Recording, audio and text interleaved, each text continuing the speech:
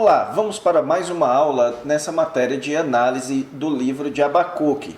Como eu avisei para vocês na aula passada, nessa primeira aula de estudo do livro de Abacuque, nós fazemos o que eu chamo de introdução ao livro de Abacuque. Mas deixe-me explicar a vocês o que é uma introdução a um livro da Bíblia.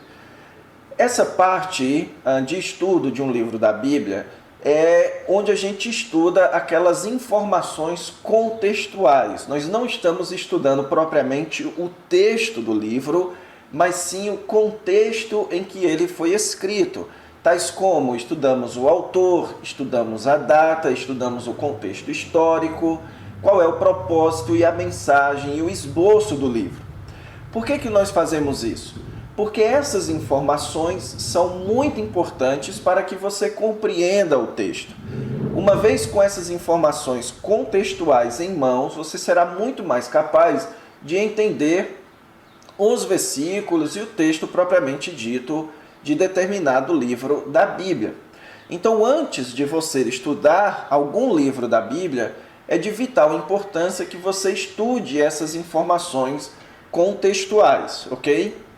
Uma ressalva importante que eu faço aqui é que nós não vamos ser exaustivos, ok? Então, nós não estamos aqui pensando em fazer uma introdução exaustiva e também nós não vamos entrar aqui naquelas questões canônicas de aceitação de Abacuque no cânon, por que aparece em determinado lugar, se Abacuque foi de fato escrito por Abacuque ou não, se foi de fato escrito daquele período, ou se foi escrito em um período posterior.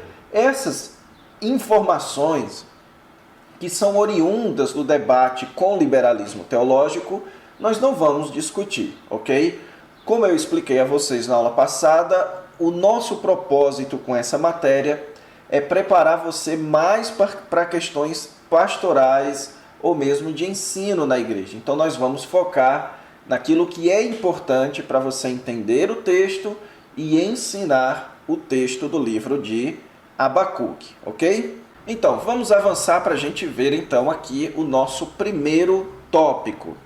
Em primeiro lugar, vamos entender aqui as questões a respeito do autor do livro de Abacuque. O próprio livro nos diz que ele é uma sentença que foi dada ao profeta Abacuque. Então, o próprio livro diz que foi Abacuque quem escreveu aquele livro. Porém, sabe-se muito pouco a respeito deste profeta. Dos profetas descritos no Antigo Testamento, Abacuque é um dos menos conhecidos. Porém, o texto claramente nos diz que ele era um profeta. Geralmente, nos livros proféticos, o nome do profeta vem acompanhado do nome de seu pai, às vezes de uma profissão, às vezes o período em que ele profetizou, o nome do rei vigente em que aquele profeta trabalhou, e nada disso ocorre aqui em Abacuque. Porém, Abacuque é um dos poucos livros em que o seu autor é diretamente chamado de um profeta, ok? Então, como profeta, ele era um agente de revelação. Ele era alguém com quem Deus falava para os homens, certo? Outra informação importante a respeito do autor é quanto ao seu estilo de escrita, que sugere que ele era um músico do ofício dos levitas. Então, lá em Abacuque 3,19, você vai ver lá ele escrevendo ao mestre do canto, igual como é feito nos Salmos. Isso nos sugere que Abacuque era alguém responsável por cânticos em Israel, geralmente de uma tribo levita, ok? Então, Abacuque era um salmista. Ele era alguém que era responsável por parte de música no meio do povo. Então ele era um profeta com capacitações na área de música e poesia. Então a análise do livro de Abacuque demonstra muita sensibilidade poética, que ele era de fato um bom escritor e um bom poeta, certo? Especialmente o capítulo 3, que é onde contém ali a sua oração de louvor a Deus, vocês vão perceber como ele de fato era um grande poeta, além de ser um profeta da parte de Deus. Então, notem que realmente há muito pouco que se falar a respeito do seu autor. Outro detalhe interessante é quanto ao seu nome. O nome Abacuque, ele significa abraçar ou se agarrar com alguém. E na língua hebraica pode tanto ser da forma ativa, de ele estar agarrando, como da forma passiva, de ser agarrado. Há muita especulação quanto ao significado do nome, certo? Você tem, por exemplo, Lutero e Jerônimo que davam diferentes explicações ou significados para o nome de Abacuque. Uns diziam que ele estava abraçado com o povo e clamando a Deus, querendo o bem do seu povo. Outros dizem que ele estava ali querendo se agarrar com Deus. É um livro onde ele está se agarrando e questionando a Deus. Bem, eu gosto de tomar bastante cuidado com esse tipo de especulação em torno de nomes de livros, ok? Então, nós precisamos manter apenas a ideia de que o nome do profeta para quem Deus falou aquelas sentenças do livro de Abacuque é Abacuque, ok? Em segundo lugar, a questão da data. Bem, a análise do livro de Abacuque e a análise histórica nos ajuda a entender um pouco sobre quando o livro de Abacuque foi escrito. Você tem em Abacuque, capítulo 1, versículo 6, a sugestão de que a investida dos caldeus estava próxima. Nós vamos ver já que Abacuque ele é escrito dentro de um contexto em que estava para haver uma iminente invasão babilônica aos territórios de Jerusalém. Então, em Abacuque, capítulo 1, versículo 6, nós conseguimos perceber que essa investida dos babilônicos, ela ainda estava futura, ela ainda era um evento futuro, ok? Então, pegando essa informação, nós analisamos outras informações históricas e que aparecem na própria Bíblia para que nós tenhamos uma certa ideia de quando esse livro foi escrito. Em 612, os babilônios eles dominaram Nínive. E em 605, com Nabucodonosor, eles venceram a batalha contra o Egito. Você já deve ter estudado o livro de Jonas, ou já deve ter lido um pouco sobre o livro de Jonas. Você deve ter visto que Nínive era uma grande cidade e que pelo menos 100 anos antes, aqui de 612, ela estava em um processo de decadência e ascensão, certo? Então, quando Nínive se converteu, por causa daquela profecia de Jonas, eles então começaram um período de ascensão. E então os babilônicos eles vieram e dominaram Nínive, e então nesse processo de acessão da Babilônia, eles com Nabucodonosor, eles venceram a batalha contra os egípcios. Então a Babilônia estava num amplo processo de ascensão para se tornar o maior império daquele período. E em 587 foi quando eles invadiram Jerusalém e destruíram tudo e levaram o povo completamente cativo para a Babilônia. Sendo que algum tempo antes, Nabucodonosor já havia realizado um certo domínio sobre Jerusalém, especialmente ali sobre o rei Jeoaquim, certo? Mas foi em 587 que eles vieram e destruíram Jerusalém e levaram o povo cativo. Então, sendo que esse evento de 587, ele ainda estava futuro, e o período do apogeu babilônio, ele foi de 625 a 612, então nós podemos colocar a escrita do livro de Abacuque entre este período, ali por volta de 610 até 587. Durante este período, quem reinou sobre Israel, principalmente nesse período, foi o rei Jeoaquim. Então, sugere-se o mais aceito é que Abacuque ele é contemporâneo de Naum, Sofonias e Jeremias.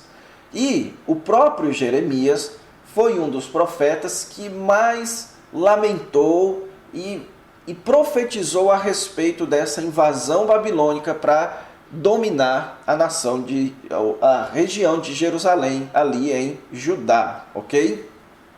Então, sugere-se que Abacuque escreveu neste período em que a Babilônia ainda não havia definitivamente invadido Jerusalém, certo? Durante o período do reinado do rei Jeoaquim, ok? Então, mais ou menos é este período em que o livro foi escrito. Agora também eu quero ver com vocês um pouco sobre o ambiente histórico.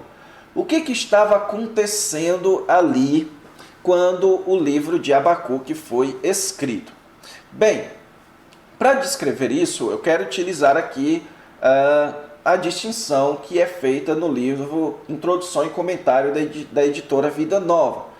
Ele descreve que ali naquele período estava acontecendo dois tipos de crise. Você tem inicialmente um ambiente de crise internacional, fora da região de Judá, ali na nação de Israel. Esse período de crise internacional é marcado por batalhas entre a Babilônia, a Assíria e o Egito. Mais propriamente falando, a Babilônia contra a Assíria e depois contra o Egito. Então o Império Babilônico ele estava crescendo bastante, tanto com o pai de Nabucodonosor e depois com o próprio Nabucodonosor, que foi quem trouxe a Babilônia para o seu maior apogeu, para o seu apogeu. Então ele dominou a Assíria, o que foi uma grande vitória, e então ele dominou também o Egito, ok? E isso produziu em Judá um clima de terror mediante a uma iminente invasão babilônia a Jerusalém. Antes de Nabucodonosor começar as suas investidas sobre Jerusalém, o rei de Jerusalém, no caso Jeoaquim, era aliado do rei do Egito, certo? E era rebelde contra os babilônios. Então, estava na iminência da Babilônia se voltar contra Jerusalém. Então, estava um ambiente muito forte de ascensão babilônia e iminente invasão contra Jerusalém. Só que dentro de Judá, você tem ali um período em que estava sendo sucedido um bom reinado do rei Josias e do seu filho. Então, Josias foi um bom rei que fez o que era bom diante do Senhor. Quando ele morreu, ele colocou seu filho, que só reinou por 3 meses. E então, com uma aliança com o Egito, o rei Jeoaquim assumiu o trono de Israel e se tornou aliado dos egípcios do faraó Neco, ok? Só que o texto bíblico nos diz que Jeoaquim ele foi um rei mau diante de Deus e foi aliado de inimigos do povo de Deus. Então, Deus ele enviou os caldeus, que eram os babilônicos, e outros povos. Então, lá no livro de 2 Reis diz que Deus mandou os caldeus, mandou os sírios, os edomitas, se eu não me engano, mas ele mandou vários povos para investir contra Jerusalém. E que isso foi feito por 2 motivos. Primeiro, por causa do pecado de Jeoaquim, e segundo, por Deus querer castigar por causa dos pecados de Manassés, do rei Manassés, que derramou sangue inocente, ok? Então havia um ambiente de quebra da aliança, onde o rei e o povo estavam vivendo em enorme iniquidade. Nós vamos ver no próprio livro de Abacuque, e esse é o primeiro questionamento de Abacuque. Por que Deus permite que o seu povo viva em iniquidade? Então foi um período em que Israel estava passando por uma crise nacional, especialmente uma crise moral, ok? Então, logo, os babilônios levariam Judá cativo. Então, Nabucodonosor já havia dominado Jeoaquim, e depois da morte de Jeoaquim, o seu filho Joaquim. Então, Jerusalém já estava sob controle dos babilônios, mas por causa da sua iniquidade moral, para cumprir as maldições que Deus havia estabelecido na lei, por causa do pecado do povo, porque o povo não estava deixando a terra descansar, como foi profetizado por Jeremias no final do livro de Crônicas. Então Deus haveria de levantar os babilônicos para que definitivamente punisse e levasse o povo cativo para a Babilônia e deixasse então a terra de Israel ou de Jerusalém descansar o período que Deus havia determinado na sua própria lei, ok? Então, o ambiente em que o livro de Abacuque foi escrito foi um ambiente de ascensão dos babilônicos e de decadência da nação de Israel. E por isso Deus estaria levantando nações inimigas para punir o seu povo, ok? Agora, quanto à mensagem do livro de Abacuque, o que o livro de Abacuque traz para nós? O livro de Abacuque, irmãos, ele é um pouco diferente dos demais livros proféticos, porque ele narra uma conversa entre o profeta e Deus. Então você tem diferentes tipos de profecias no Antigo Testamento. Você tem, por exemplo, o livro de Jonas, que narra profecias do livro de Jonas e que é uma narrativa profética. Você tem livros como o livro de Isaías e Jeremias, que são coletâneas de oráculos proféticos. O livro de Abacuque não é um livro que diz assim diz o Senhor. Não, ele é uma revelação da parte de Deus através de uma conversa entre o profeta e Deus.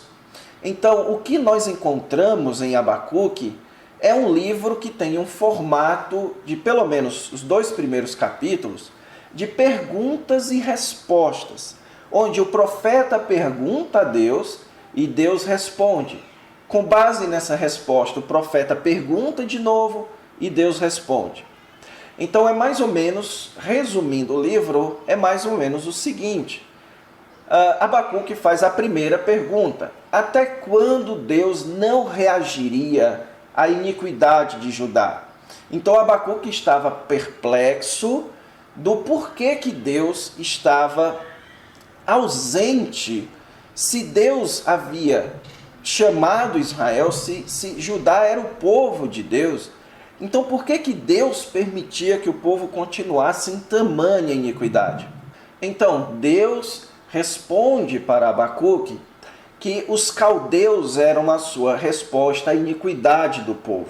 Ou seja, Abacuque pergunta o que Deus tem a falar e a fazer diante da iniquidade do seu povo. A resposta de Deus, ele estava levantando a Babilônia para punir o seu povo.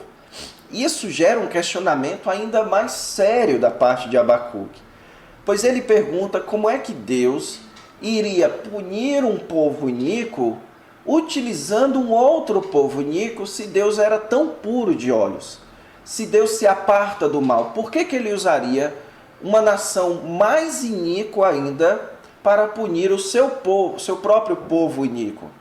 E a resposta de Deus é que os babilônicos seriam igualmente responsabilizados, que Deus iria utilizar a Babilônia, mas isso não significa dizer que a Babilônia não seria ela mesma considerada responsável pelas suas atitudes ou responsabilizadas pelas suas atitudes. Que Deus também iria punir os babilônicos por terem se levantado contra Deus e contra o seu povo. E então o capítulo 3 traz a resposta final do profeta, que é a sua total submissão à soberania de Deus. A sua oração final expressa isso. ainda que a figueira não floresça e nem haja fruto na videira, então ainda assim ele confiaria no Senhor. O que Abacuque então vai expressar no final é que, muito embora não pareça claro aos seus olhos, muito embora as circunstâncias exibissem o contrário, o justo deve viver pela fé. Então este versículo do livro de Abacuque é um dos versículos que mais aparecem no Novo Testamento. A necessidade do justo viver pela fé, o do justo não se guiar por meio das circunstâncias e de como as circunstâncias aparecem para ele. Então a obra do livro de Abacuque servia para mostrar ao povo de Deus, de Israel, as consequências da quebra da aliança com Deus. Então o povo estava em um estado de quebra de aliança, o povo estava contra a aliança que foi feita com Moisés e o povo lá em Êxodo capítulo 19 e 20. O povo estava em pecado diante de Deus e Deus estava levantando um outro povo mais iníquo ainda para punir o seu povo. Porém, antes que isso pareça que Deus é mau, o que nós precisamos aprender de tudo isso é que Deus está no controle e Ele sabe o que faz. Então, a nossa percepção do mal no mundo, na verdade, deve nos levar a concluir de que Deus está no controle de tudo e Ele sabe o que faz. Então, teologicamente, o livro de Abacuque, irmãos, apresenta fortes lições sobre a relação de Deus com o mal no mundo. Então, o que nós aprendemos muito no livro de Abacuque é a questão do chamado problema do mal. O que é o problema do mal? Como é que um Deus bom e todo-poderoso não acaba com o mal no mundo? Esse é o questionamento de Abacuque. Como é que um Deus santo pode utilizar e permitir o pecado do seu próprio povo e o pecado dos próprios babilônios? Como é que um Deus que é tão puro de olhos utiliza pessoas más? Por que Deus não resolve tudo isso? A resposta de Deus é: o justo viverá pela fé. E a resposta de Abacuque vai ser: ainda que a figueira não floresça e nem haja fruto na videira, ainda assim eu temerei ao Senhor. Ou seja, precisamos confiar no nosso Deus, ok? Precisamos confiar que Deus tem os seus propósitos. Então essa é a grande mensagem do livro de Abacuque. E para encerrar, eu quero aqui trazer o esboço que nós vamos utilizar. Aqui eu estou trazendo um esboço geral. À medida que as aulas forem se desenrolando, eu vou especificando um pouco mais o esboço. O livro de Abacuque começa com uma introdução, no capítulo 1, versículo 1. E então, do capítulo 1, versículos de 2 a 11, você tem o primeiro questionamento de Abacuque com a resposta de Deus. Depois, do versículo 12 até o capítulo 2, versículo 5, você tem o segundo questionamento de Abacuque com a resposta de Deus. E então, do capítulo 2, versículos de 6 a 20, você tem ali os ais de Deus sobre os opressores de Israel, a sentença de Deus sobre os babilônios. E o capítulo 3, então, vai ter ali o louvor de Abacuque pelo plano de Deus, a sua oração, o seu salmo de confiança no Deus de Israel, ok? Então é isso, irmãos. Eu espero que você agora tenha entendido bem essa parte de introdução, e eu creio que agora nós estamos prontos a estudar o texto mesmo do livro de Abacuque. Então vamos parar por aqui. Na próxima aula a gente começa a estudar o texto de Abacuque. Fiquem com Deus e até lá.